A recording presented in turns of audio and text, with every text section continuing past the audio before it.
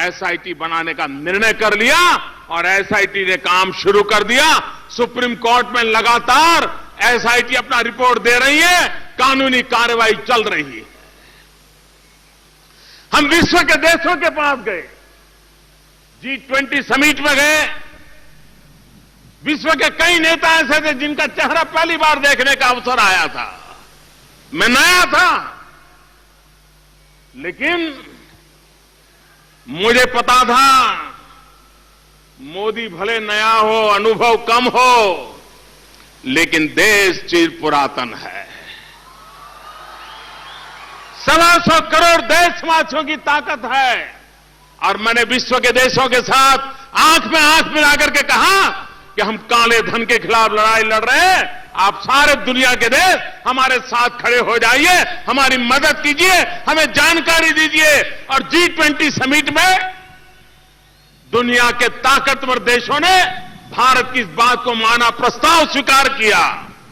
हमने वैश्विक फलक पर भी प्रयास किया। और अब संसद में जब बजट सत्र आया तो हमारे वित्त मंत्री जी ने, श्रीमान अरुण जेटली जी ने बजट भाषण के अंदर वित्त विधेयक के हिस्से के रूप में काले धन के खिलाफ कड़े से कड़ी कार्रवाई करने के लिए कानून लाने का देश की जनता के सामने विश्वास प्रकट किया। और इसी पार्लियामेंट सत्र के पहले दौर में काले धन के खिलाफ कड़ी से कड़ी कार्रवाई का कानून प्रस्तुत कर दिया गया। भाइयों बहनों, बिल पार्लियामेंट में ला दिया गया। और आज आपने देखा होगा, बजट के भाषण तक, जब तक अरुण जेटली जी का भाषण नहीं हुआ था, काले धन को लेकर के मजाक उड़ाई जाती थी। और जब बजट के भाषण में उस क्या क्या करने वाले उसका जरा खाका खींचा गया, और जब प्रत्यक्ष रूप में काले धन का कानून लाने के लिए संसद में बिल प्रस्तुत कर दिया गया, ये मजाक करने वालों के मुंह पे ताला लग गया। अब उनको पता चला कि अब क्या होने वाला है। भाइयों बहनों, मैं फिर एक बार देशवासियों को विश्वास दिलाता हूं,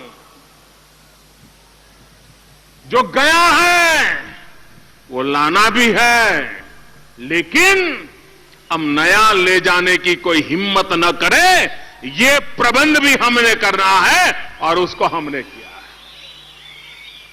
देश का भ्रष्टाचार के खिलाफ आक्रोश है और मेरी देशवासियों ने मुझसे अपेक्षा की है कि मोदी जी कम से कम आप भ्रष्टाचार के खिलाफ लड़ाई लड़िए। और मैं देश को वादा करता हूं, जिस इरादे से आपने मुझे काम दिया है, आपका वो इरादा पूरा करके रहूंगा। आप देखिए, कोयला,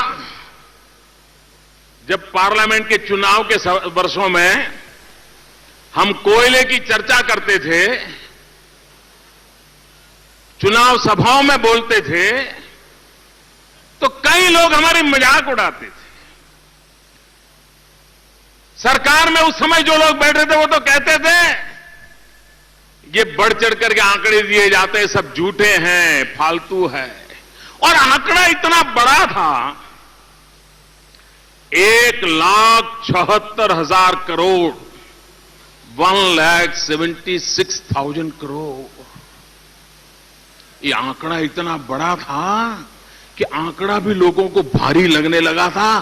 तो लोग भी कहते थे नहीं यार, हुआ तो होगा, लेकिन इतना नहीं हुआ होगा।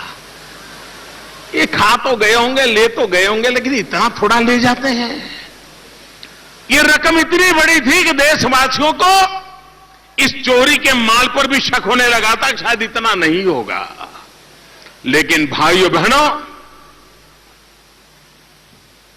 आपने जो सरकार बनाई, जिसने कोयले में हाथ डाला, पहले कोयले में हाथ डाला था तो तिजोरियां भरने लग गई थी लोगों की। हमने कोयले में हाथ डाला, कोयले को हीरा बना करके देश के सामने समर्पित कर दिया है भाई। देशवासियों को हमने समर्पित कर दिया। सुप्रीम कोर्ट ने भ्रष्टाचार की शिकायत को रहते अनाप शनाप अपने यार दोस्तों को कोयले की खदानों का आवंटन करने के कारण 204 खदानों को सुप्रीम कोर्ट ने रद्द कर दिया। हमारी सरकार नहीं थी, सितंबर में अचानक ये निर्णय आया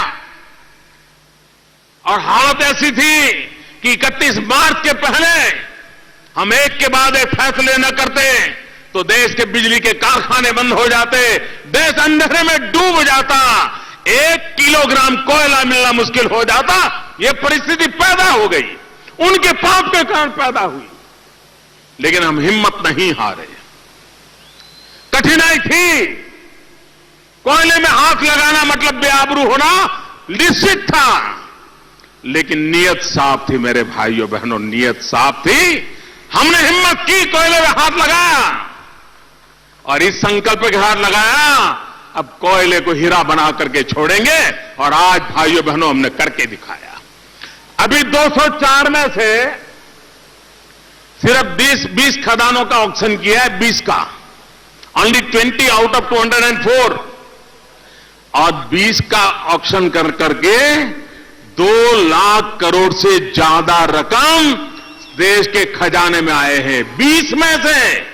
अब बताइए, 204 में 1,74,000 करोड़ की शिकायत थी, सिर्फ 20 में 2 लाख करोड़ आ गए, तो 180 का जब होगा तब कितनी बड़ी रकम देश की तिजोरी में जमा होगी, 125 करोड़ देशवासियों के पास पहुंचेगी।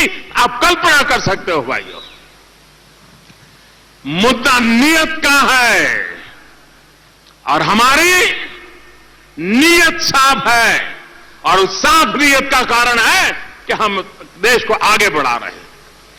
हमारे देश में व्हाट्सएप पर देख लीजिए, पिछले 1 साल पर व्हाट्सएप पर, ट्विटर पर 2G 3G न जाने कितने जी की मजाक चलती थी। ये जी वो जी, ये जी वो जी, पता नहीं क्या क्या चलता था। चारों तरफ स्पेक्ट्रम पर भ्रष्टाचार के आरोप लगे थे। हमने स्पेक्ट्रम ऑक्शन कर दिया। स्क्रीन पर मीडिया के लोग बैठ करके देखते थे कि ऑक्शन कैसे हो रहा है, और सप्ताह भर चलता रहा ऑक्शन।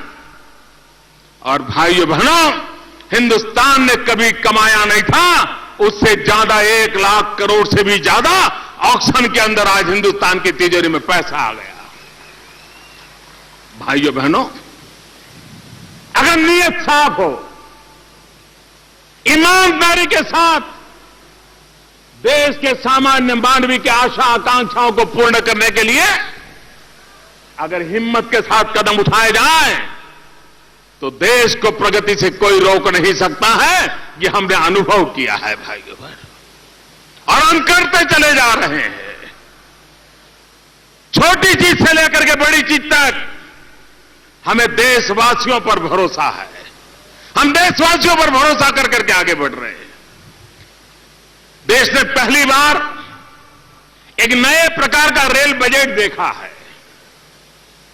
कल्पना ही नहीं थी देश को कि ऐसा भी कोई रेलवे बजट हो सकता है क्या। नहीं तो पहले रेलवे बजट क्या हुआ करता था, एमपी अपने अपने इलाके में रेलवे की सुविधा को लेकर के चिट्ठियां लिखते थे कि ये ट्रेन बढ़ा दो, इधर डिब्बा बढ़ा दो, इधर सीटें बढ़ा दो, यहां स्टॉपेज बढ़ा दो, यहां प्लेटफॉर्म पर यह व्यवस्था कर दो। ये जो एमपी चिट्ठियां लिखते थे, रेलवे मिनिस्ट्री उसका कंपाइलेशन करती थी, और ये एमपी की चिट्ठियों के कंपाइलेशन में से 10-15%, 20%, 25%, 30% जो हो सकता था उसको लिख करके देते थे। उसको रेलवे का बजट माना जाता था। रेलवे बजट यानी इतनी ट्रेन आएगी, इतने डिब्बे आएंगे, इतने स्टॉपेज आएंगे।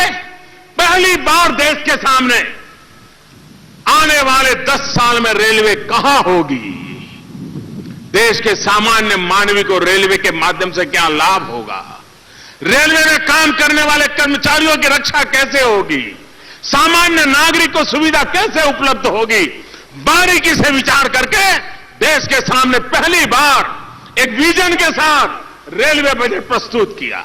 और उसका कारण यह हुआ है, आज दुनिया के समृद्ध से समृद्ध देश भारत की रेलवे में पूंजी निवेश करने के लिए आगे आ रहे हैं।